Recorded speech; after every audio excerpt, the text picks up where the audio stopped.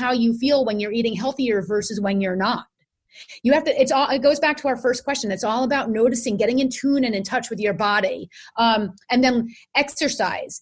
I'm all about moving your chi. You have all this energy going inside of you. Obviously you can hear it in my voice. If I didn't exercise, I don't know where that release would be. That's a release for people. Yeah. So I would say exercise. And then of course, when I'm doing all of those things, while I'm exercising, I'm thinking, I'm meditating, I'm doing things, and it's helping my mindset. I'm strengthening my mindset. I'm purposeful during my exercise, not just be kind of setting negative thoughts in my head. I'm like, I use my exercise time to plan my next business or what I'm going to do with my coaching clients or my next motivational speaking event. And those would be my top 3/4 things. And I think they're basic. And again, like if you drink a lot of water today and decide I'm doing this, Pam just inspired me, I'm so motivated, I'm getting bottles of water and I'm going for it. And then tomorrow you forget, it's okay. The next day, get back on. Don't beat yourself up.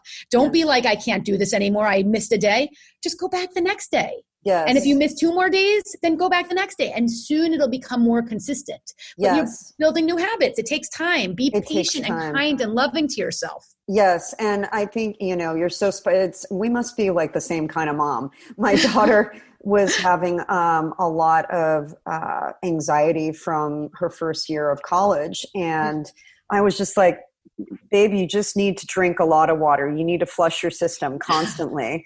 And it was, it really did make a difference. And now she carries around this massive water bottle. I'm like, that thing is heavy, but I love that she does that and she takes it everywhere, so there are some tried and true tools that we can use to strengthen ourselves so that we come from a better place of mindset. Cause I know ain't nobody want to deal with somebody hangry.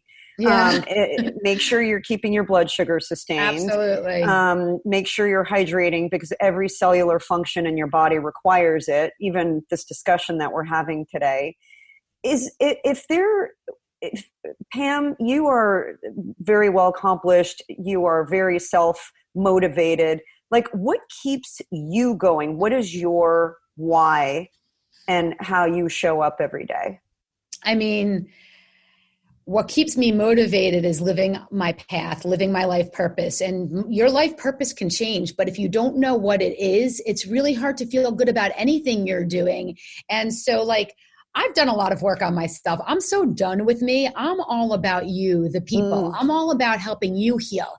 And I think that inspires me. That's my passion. That lights me on fire. That is my big why. And of course, my number one purpose is my kids.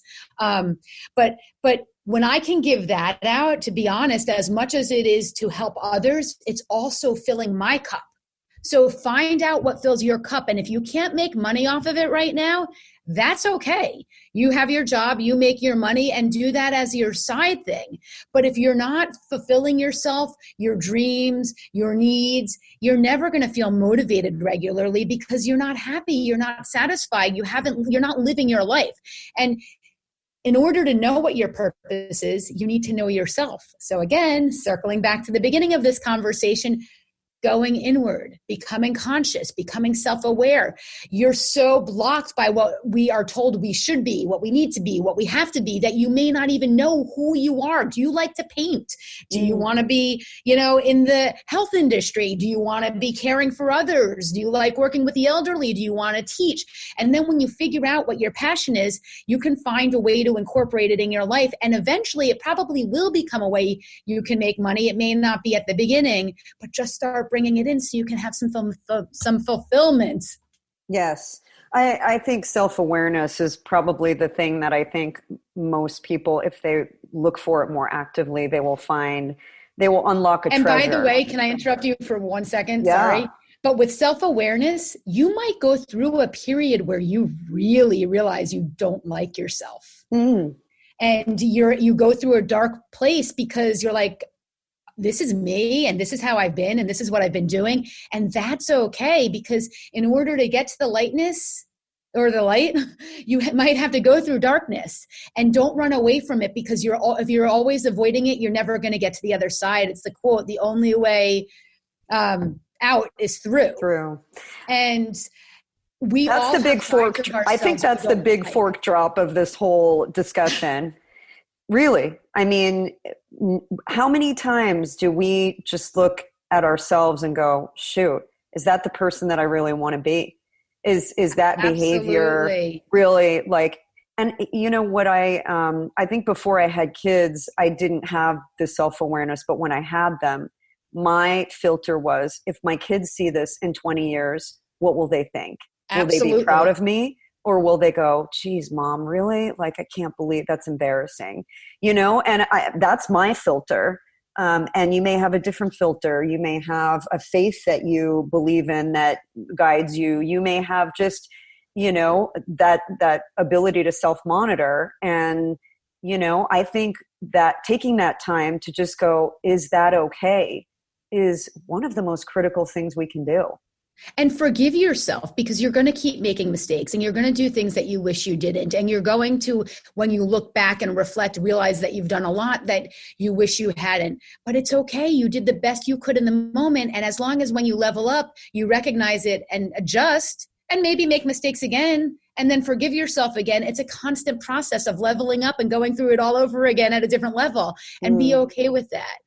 I love that so much. Yeah, I love that so much, Pam. And I think that, you know, at the end of the day, when you're in uncharted territory and there's no textbook, and really the leaders that you're looking to don't really know the answers either, it requires us to pause. Because, I mean, I don't know about you, but I don't like to take action when I really don't know what I'm doing. I like to wait and I like to think. I'm more of a ready, fire, aim type person. I used to be ready, aim, fire, but it kept me in a box for myself. I'm not saying for you, for me, it kept me in this box where it was never time. I was never ready. It was always could be more perfect. It could always be better. So now I've become more of a ready, aim, fire, and I'm okay. Some stuff sticks and some stuff doesn't, but I learned from that. And I'm okay making mistakes, and I'm okay making kind of like, I don't mind if people laugh at me. I laugh with them. Like, we're human. We're flawed. It's funny. Yes, it is. It is true. And it's good to not take yourself too seriously. Right. So as we come to the end of our discussion, I always ask my guests the same question. If you could have one amazing meal prepared by anybody, alive or not, what would it be and who would make it? Oh, wow. I mean, you're going to get me all emotional here, but it would have to be my mom, because she cooked all the time and I just miss her feeding my soul through her food. And I mean, I'm very specific about this meal, so it's not like I would like it from everyone or at a restaurant or anything like that, but it would be her eggplant parmesan. What was unique about it? I mean, she was very careful. Well, first of all, like me, everything she makes, her love went in it. So you could feel that. And the skin was off. She didn't fry it with too much oil. It was clean, but so delicious. I love it. Thank you, Pam, for sharing your wisdom and your heart with us. I really appreciate it. Thank you so much for having me. You're doing amazing things out there, and I'm really excited to be a part of it. Thank you. Hey, thank you so much for listening to this week's episode. I know you have a lot of choices out there of what to listen to, what to watch, so it means a lot to me that you're here with me.